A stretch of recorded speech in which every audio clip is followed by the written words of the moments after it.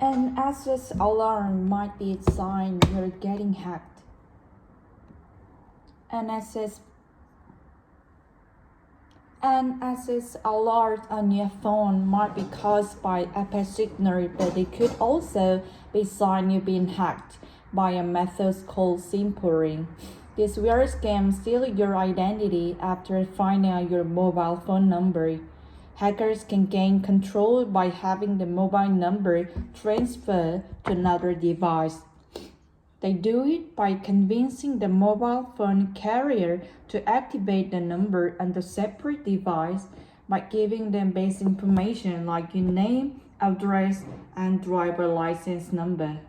The hackers typically go on to access your finances and more personal information that can be exploited. Clea Harrison is a business owner from Bendigo in Victoria. She was destroyed when hackers accessed her information. Today, the only thing you own essentially in your life is your name. Sorry, it's very emotional to talk about, which sounds silly, but it's your kids or your kids' information, your Medicare details. Web security consultant Troy Hunt says scam can quickly take control of your identity through this method. Both of them lead to the same individual, which is someone that's controlling your phone number. Reporting is typically moving your phone number from one telco to another, perhaps using states from tester optics, and attacks will attempt to port your phone from one telco to other where it can take control of the number. And SIM swapping is when they literally get another SIM issues from the same telco, so they might go to your telco choice and manage to convince them they are used and then to get another SIM cards your number in it. And so what does this then allow them to do? Well, allow them to receive phones and SMS test numbers. So have a think about number of things you do in your day-to-day life. We have half the very sensitive information, password, reset code, other things that allow you to control your online life. Via SMS, we all receive the PIN, for example, that will cover SMS or link to get back your account. So think about all different ways that you can access an account just by having your phone number. And so you see on your phone an SOS, for example, and then time is of the essence, right? Yeah, and look at the problem here is what you're seeing is you no longer have your phone number. So in the article just here, the lady sent an SOS on her phone, which could mean that she no longer has phone number, could out of signal range as well. We also saw it to third before, so it could be really behind. Also could be something taking over digital life. And so as I understand, creamer this favor the pouring before some safeguards were put in place. And I mean, it's now SIM swapping that the fix to that for them. Well, the challenge with all of this is that it usually involves the software engineering someone at telco. If you think about porting, moving your number from one telco to another, unfortunately in this particular case, telco needs to make it easy to move your number from one company to another. This is what we done to ensure we have the competitive marketplace. So inevitably, as low as target a little bit down, and attackers turn the stash inside the organization, just issuing new SIM cards. But again, they need to convince the telco that they are the victim in order to get the SIM card. So we need to safeguard against the telco level with this change in approach. Yeah, and look at the problem we have here is that the telco have one view of how reliable you can identify someone based on the phone numbers, and that we have a license, bank, social media platform, and everyone is having a different view. And unfortunately, the two don't quite align the problem we've seen here today. So what step can you take, you both head of such a scam to prevent this happening or lessen the chances, and also if you actually believe that you are subject to at the moment.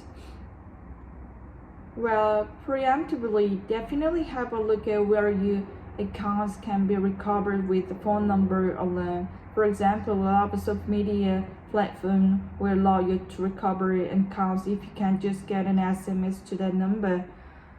Turn them off. You try use a stronger form of two-factor authentication, advanced card Apple or preferably even a hardware security keys.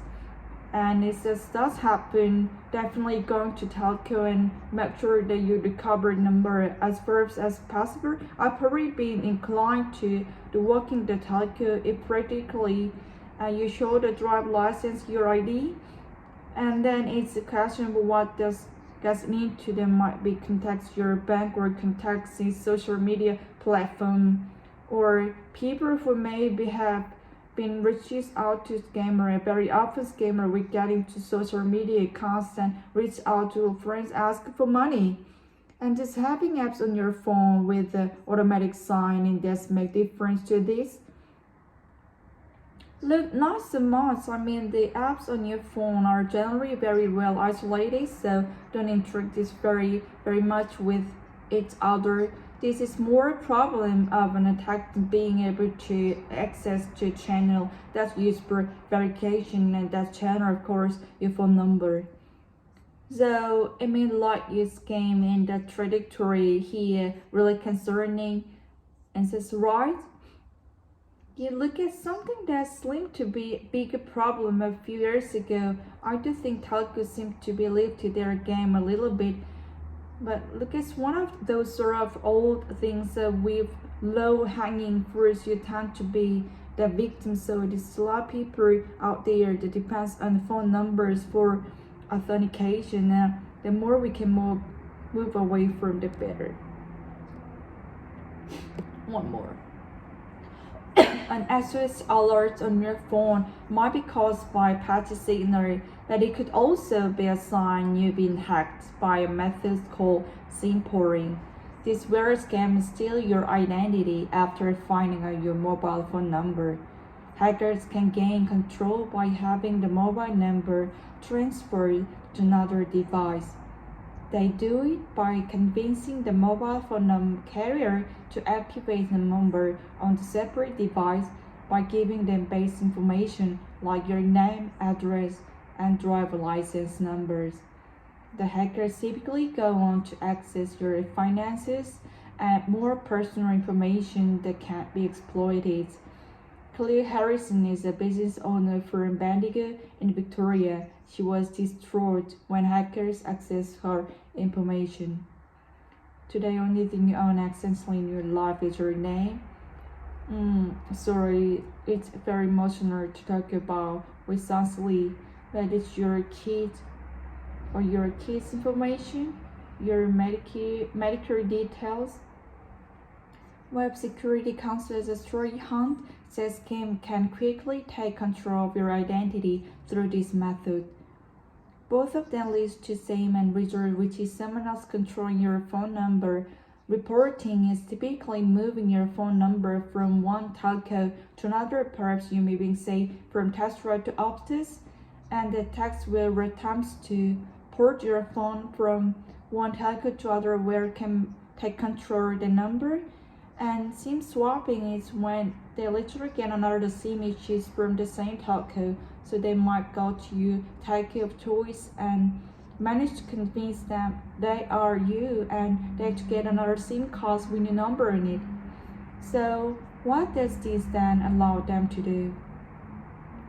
Will allow them to receive phones and SMS to the number. So having a think about number of things you do in your day-to-day life, we have often very sensitive information, password, reset code, and other things that allow you control your online life via SMS. We all receive the PIN, for example, that we cover our SMS or link to get back to your account.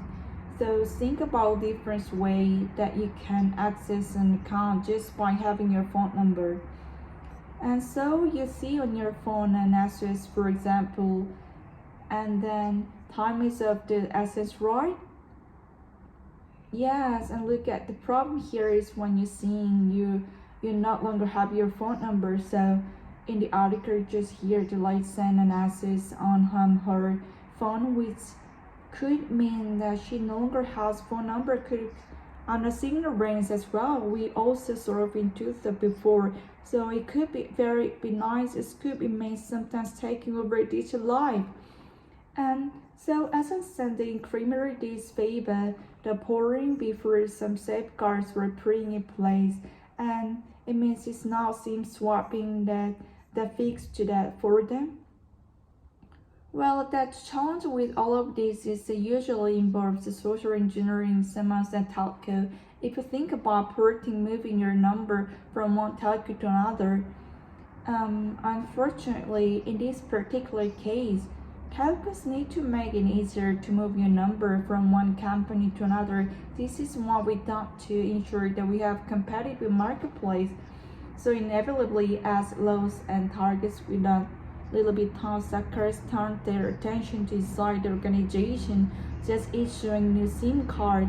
But again, they need to somehow convince the telco they are the victim in order to get the SIM card. So we need to safeguard against at telco level with this change in approach. Yeah, and look at another problem we have here is that telco have one view of how reliable you can identify someone based on phone number. And then we have a lot of the bank and social media platform, everyone else having a different view. And unfortunately, the two don't quite align with have the problem that we see here today. So what steps can you take, both attempts such as scam to prevent this happening or to lessen the chance, and also if you actually believe that you are subject to it that moment? Well, preemptively, definitely have a look at where your account can recover with a phone number alone. For example, a lot of social media platform will allow you to recover accounts if you can just get an SMS to that number. Turn enough, try and use a strong phone of two-factor and authenticator app or probably even a hardware security key. And it does happen, definitely going to telco and make sure they recover the number as fast as possible. I probably be inclined to the working into the telco it practically and you show your driver license and your ID. And there is questionable what they got into, so they might be contact your bank or contacting social media platform, or people who might be reaches out to by scam. Very often scam with getting to social media accounts, then reaches out to your friend, ask for money. And that's have apps on your phone with the automatic sign. It does make difference to this. Look, not so much. I mean that apps on your phone are generally very well isolated, so they interact very much with each other. This is more a problem of attacks being able to get access to a channel that's used for verification. The channel, of course, your phone number. So I mean, like any scam in this trajectory here really concerns on the rise. Look at something that seemed to be big problem a few years ago. I do think telcos seem to be lifted their game a little bit. But look at one of those sort of old things of your low-hanging fruits. You tend to be the victim. So it's just a lot of people out there depends on phone numbers for authentication, and the more we can move away from that, better.